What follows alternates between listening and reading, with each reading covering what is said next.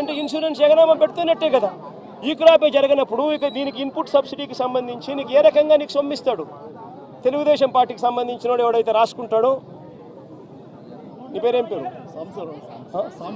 సాంబా అంటే వైసీపీనో లేకపోతే న్యూట్రల్లో అయితే రాదు. ఒక నిమిషం, ప్రకాష్ ఏమన్నా తెలుగుదేశం అని అనుకో, ప్రకాష్ టిక్.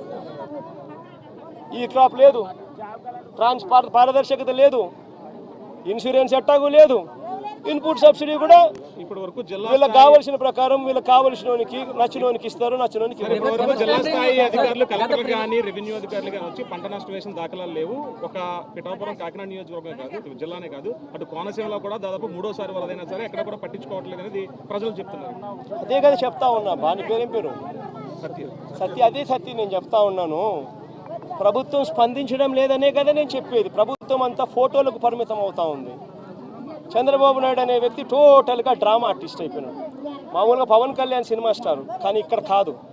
పాపం ఆయన కొత్తగా వచ్చాడు, పాపం ఆయనకి ఏం తెలిసినట్టు లేదు. కానీ చంద్రబాబు నాయుడు పవన్ కళ్యాణ్ మించిపోయినాడు. ఆయన సినిమా ఆర్టిస్ట్ అయితే ఈయన డ్రామా ఆర్టిస్ట్. గత ప్రభుత్వ నిర్లక్ష్యం వల్ల ఏలేరు ఆధునీకరణ చేశారు. రీటెండరింగ్ పేరుతో నిధులు ప్రకటించినప్పటికీ ఎక్కడ కూడా నిధులు ఇవ్వలేదని ఆరోపిస్తున్నారు. పేరేం పేరున్నా?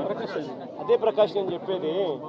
కనీసం మా హయాంలో 2000 వాళ్ళు Chandrababu Naidu already revise estimate చేసినాడు స్వామి 295 కోట్ల రూపాయలకు. అది ఉంది, జరుగుతూ ఉంది. మే హయాంలో దాన్ని వేగం ఎందుకు పెంచలేకపోయాము అని అంటే, నిండుగా రిజర్వాయర్లు ఉన్నాయి. మోడర్నైజేషన్ ఆఫ్ కెనాల్ చేయాలి అని అంటే క్రాప్ హాలిడే ప్రకటించాలి. నిండు కుండల రిజర్వాయర్ ఉన్నప్పుడు ఎందుకులే హాలిడే ప్రకటించడం ఎందుకు? 14,000 క్యూసెక్స్ ఫ్లో అయ్యే కెనాల్లో కనీసం 10,000 అన్న పోతా ఉన్నాయి కదా. పెద్ద నష్టం ఏం లేదులే, రెగ్యులేట్ చేసుకుంటూ పోతూ ఉంటే పెద్ద నష్టం ఉండదు. కరువు వచ్చినప్పుడు ఇంకోటి వచ్చినప్పుడు దీని గురించి హ్యాండిల్ చేయొచ్చులే అని కొద్దిగా మనం కూడా రైతుల పక్షాన, రైతులకు నష్టం జరగకూడదు, క్రాప్ హాలిడే వేస్ట్ కాకూడదు, వాళ్ళకు క్రాప్ హాలిడే ఇచ్చి వాళ్ళకి ఇబ్బంది కడగకూడదు అని చెప్పి కొద్ది గొప్ప అనుకున్నంత వేగంగా చేయకపోవచ్చు. కానీ చంద్రబాబు నాయుడు హయాంలో ఎందుకు చేయలేదని అడుగుతా ఉన్నా. ఇదే 295 కోట్ల రూపాయలకి ఎస్టిమేట్లు పెంచింది చంద్రబాబే కదా. 2015 ఏప్రిల్లోనే పెంచాడు కదా. మనం పెంచినప్పుడు తన హయాంలో తనకు 2015 నుంచి 4 ఏళ్ళు తన అధికారంలో ఉంది. 4 ఏళ్ళు కరువే, రైతులకు ఈ రిజర్వాయర్లో నీళ్లు లేవు, రైతులకు పంట క్రాప్ హాలిడే ఈకపోయినా క్రాప్ హాలిడేనే. మరి ఎందుకు మోడర్నైజేషన్ చేయలేదు? స్వామి, రివర్స్ టెండరింగ్ అనేది మీకు అసలు తెలుసా? ఫస్ట్ రివర్స్ టెండరింగ్ అంటే ఏమిటో తెలుసా? నీ పేరేం పేరు? సుధీర్. రివర్స్ టెండరింగ్ అంటే ఏం తెలుసా సుధీర్? ఇప్పుడు సుధీరు, ప్రకాషు, దొరబాబు ఇట్లా అందరూ కూడా ఒక టెండర్లో పార్టిసిపేట్ చేస్తారు. టెండర్లో పార్టిసిపేట్ చేయడం కూడా ఎలా పార్టిసిపేట్ చేస్తారు తెలుసా?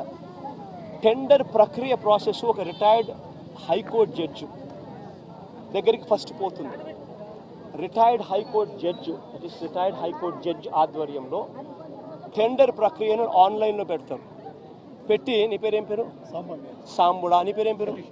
సాంబుడి దగ్గర నుంచి, సతీష్ దగ్గర నుంచి, నీ పేరేం పేరు తల్లి?